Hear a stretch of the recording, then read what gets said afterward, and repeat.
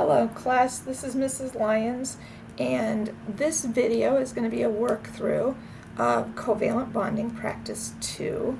And in this practice we are going to see compounds that have single bonds and double and triple bonds. So let's get started. Alright, so our first compound is CBr3H. So carbon's going to be in the middle. Alright, carbon has 4 valence electrons. Then we have 3 bromine, so I'm going to put 1 bromine on each side,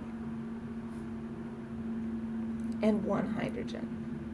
And then I need to include the valence electrons. So bromine has 7. So I'm going to put 7 around each of my bromine.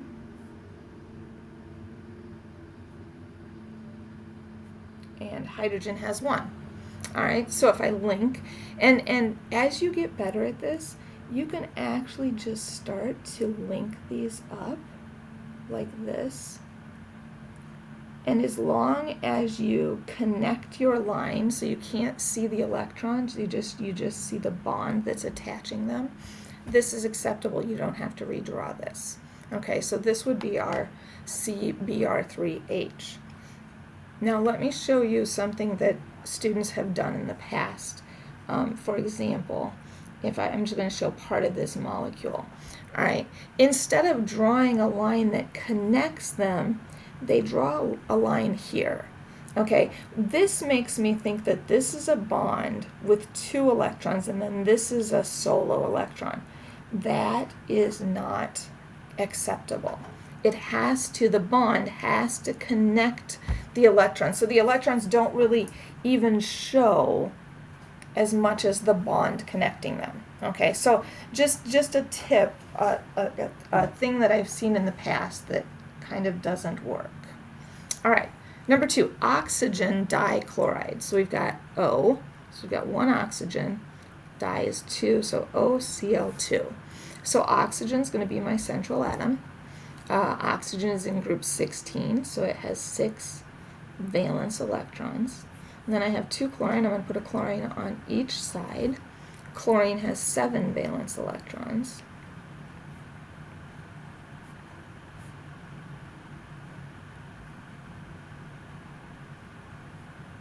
Okay, and now again, this one's pretty convenient because I can just connect the solo electrons to form a bond.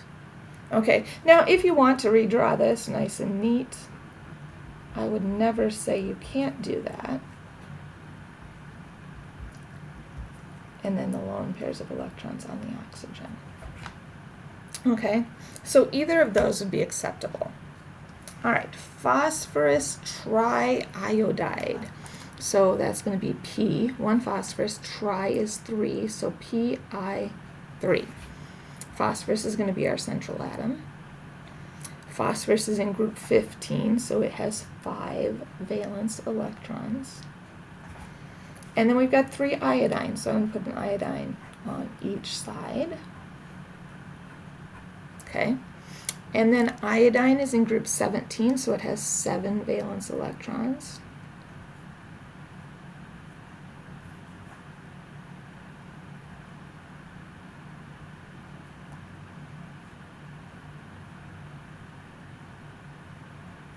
All right, so again, if you do it neatly, you can connect these.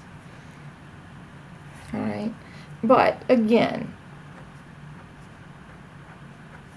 neatening it up, making those bonds look nice and neat is never a bad thing. The one thing that you've got to remember when you redraw this is to include all of the lone pairs of electrons on both the central atom and the terminal atom. All right, so that is Pi3, phosphorus triiodide. Let's see, NOH. So let's see, we have nitrogen. Nitrogen is going to be our central atom. It has 5 valence electrons, 1, 2, 3, 4, 5. I'm going to put my oxygen on one side. I'm going to put my hydrogen over here. Hydrogen has 1 valence electron. Oxygen has 6. So 1, 2, 3, 4, 5, 6. All right, so I'm going to connect here the NH, and then I'm going to connect the N and the O, the nitrogen and the oxygen. But notice I have one lone solo electron on both the oxygen and the nitrogen. So I'm going to connect those. Now this is one that I would ask you to neaten up because the bonds are kind of goofy looking. All right, so I would have you rewrite this so that you show the double bond between the nitrogen and the oxygen, and then the lone pairs on the oxygen and the nitrogen. Okay, so that whole thing about triple and double bonds isn't really that much more difficult if you know what you're looking for. Okay, so in this case, that worked out very nicely. So let's look at this, SF2. So I've got sulfur, I've got fluorine, I've got 2 of them, so I'm just going to put 1 on each side. Sulfur's in group 16, so it has 6 valence electrons. Fluorine is in group 17, so it has 7 valence electrons. Okay, I can connect my solo electrons, and it leaves me with a nice, neat SF2. Okay? All right, C2OH2. All right, so let's see. We're going to put carbon in the middle because carbon is the first element. All right, so we're going to put the 2 carbon in the middle. All right, and carbon has 4 valence electrons.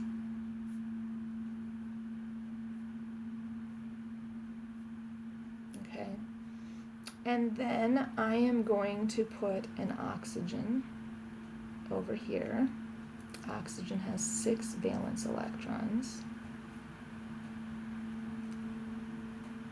All right, and then I'm going to put my hydrogens. I've got 2 hydrogens, so I'm going to put a hydrogen here and a hydrogen here, and let's see what that does. So I can connect my 2 hydrogens to that carbon. I can connect the carbon to the carbon. Let's see, and then I can connect the carbon to the oxygen. I have a solo electron both on the carbon and on the oxygen. And then notice I've got a solo electron still on each carbon. So remember at the beginning I said this was kind of like a puzzle, and making all of the pieces fit. This is what I was talking about. You may not have gotten this on your first attempt. But if you keep at it, this is one of the more challenging ones that you will see. Let's make this a little bit neater. So carbon is double bonded to a carbon, and that is double bonded to an oxygen. And then this carbon is connected to 2 hydrogens. And we have 2 lone pairs of electrons on the oxygen. So this would be a correct Lewis structure for that compound. Okay. All right, diphosphorus tetrabromide. So that would be P2Br4. All right, again, I'm going to put my phosphorus in the middle. Phosphorus is in group 15, so it's got 5 valence electrons. And then I've got 4 bromines. So the first thing I'm going to do, I'm going to connect these 2 phosphorus so I don't get carried away and lose my bonding electrons. And then I've got 4 bromines. So I'm going to put a bromine by each solo electron. And remember, bromine has 7 valence electrons.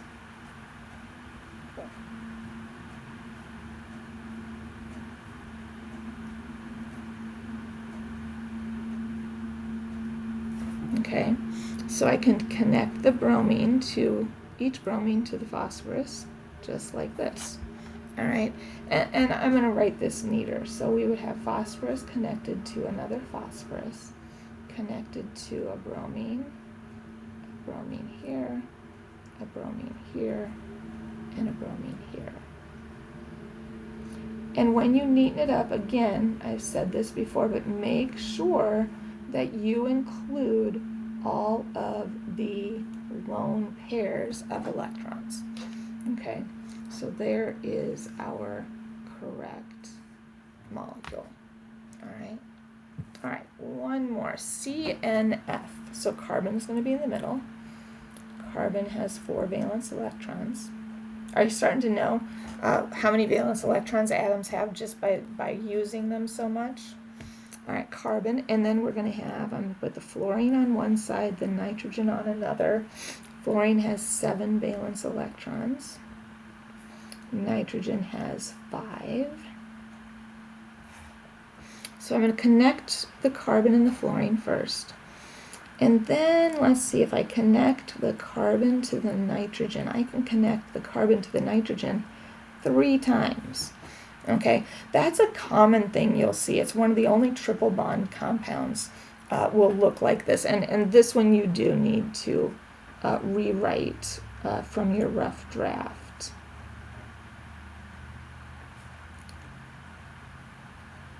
All right. So I believe, let me double check, I think that is all. Yes, it is. So that is just a quick walkthrough of your homework. I hope that was helpful. I will see you in class. Take care of yourselves.